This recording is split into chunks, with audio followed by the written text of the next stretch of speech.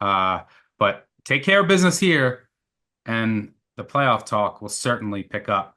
Let's move on to our second marquee matchup of the weekend. Alabama at Tennessee.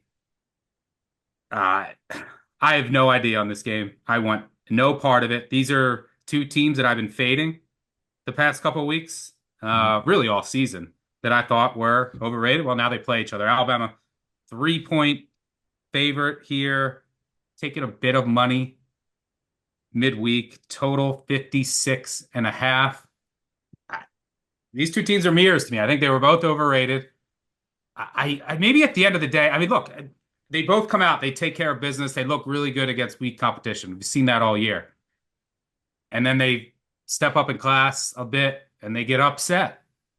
Then, I mean, look, Alabama loses to Vandy, Tennessee loses to Arkansas. They both come back home in bounce back spots, and they both should have lost again to teams that they were significant favorites over. You talk, I mean, major over two touchdown favorites in both. Alabama should have lost to South Carolina. Tennessee should have lost to Florida if Mertz doesn't get hurt. And they don't mess up in typical Billy Napier style. They mess up the field goal at the end of that. They don't score from the one on a fumble. So, I mean, look, when I look at this, Tennessee's secondary is extremely vulnerable. Can Alabama's offensive line protect enough? That's the key on that side of the ball. Alabama's secondary is also extremely vulnerable. Can Nico complete a pass downfield? I, I don't know. Can their tackles play better? I, I have no idea. This game is, I have no feel for it. I show just from pure numbers perspective at three, I show a little value on Tennessee.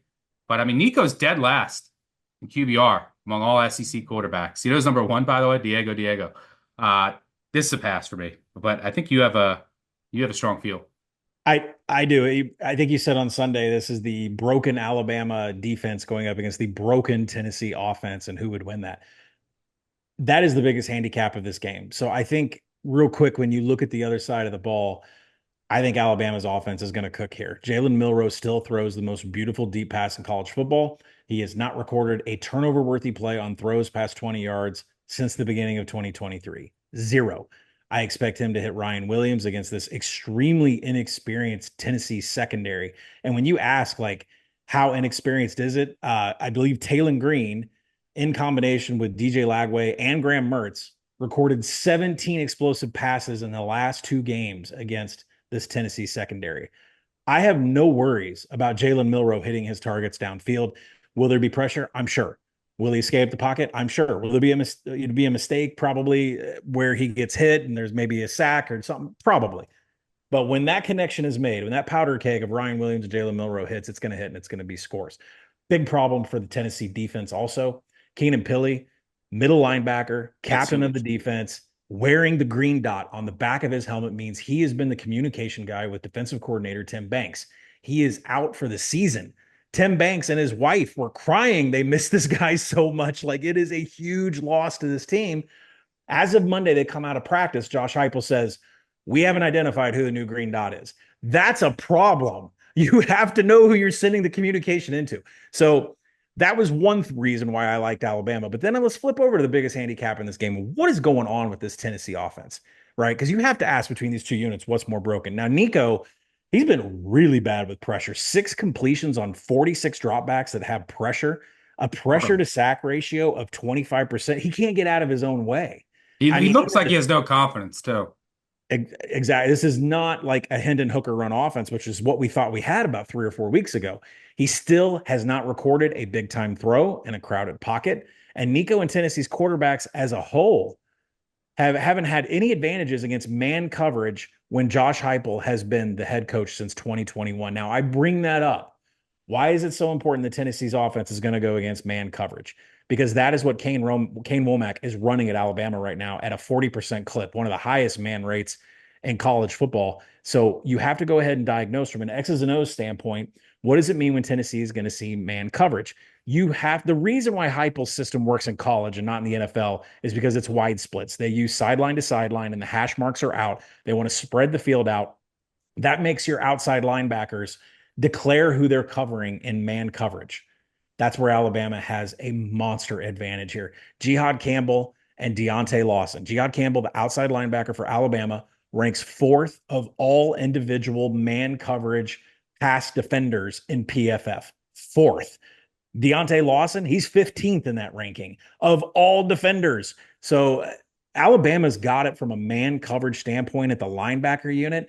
That's going to help stop those slants that turn into explosives. Now, from the wideout position, can Malachi Moore defend the slot without throwing things and kicking balls? I mean, something's been broken at other pieces stuck, but from an outside linebacker position, stopping the slants on the inside, Alabama has a monster advantage here. You combine that with Tennessee losing their captain, the green dot communication guy on defense. I'm taking Alabama swallowing the points here. Yeah, I can't quite get there. The one thing I will say is whoever wins this game, I'll be looking to fade. But the I'll go out on a limb and say this: loser of this game. This is an elimination game, the college football out. Not on paper, like they could win out and then 10-2, they're going to get in with their schedules. But I think the loser of this game, because what we've seen from each team, I don't think either team is running the table after this. So I think loser is out. Would you agree with that? Oh, I had a bet preseason. My whole Tennessee handicap was not making the college football playoff minus 180. So I need this Alabama win pretty bad. But at the same time, is Tennessee going to go to Athens and win against Georgia? No, absolutely not. I don't care what state the Bulldogs are in. Yeah, I look, my numbers set a little bit Tennessee, but I think after with all the uncertainty and question marks and both secondaries, both offensive lines, Tennessee will be at home. At the end of the day, it might just be as simple as at this point in time, against two questionable secondaries in front of two offensive lines that have question marks, you trust Jalen Milroe to make the downfield throws and to consistently hit his receivers more than what we've seen from Nico at this point. And Milroe is more effective with his legs at this point in time as well. That ultimately might be the difference. But for me, on the sidelines as of now,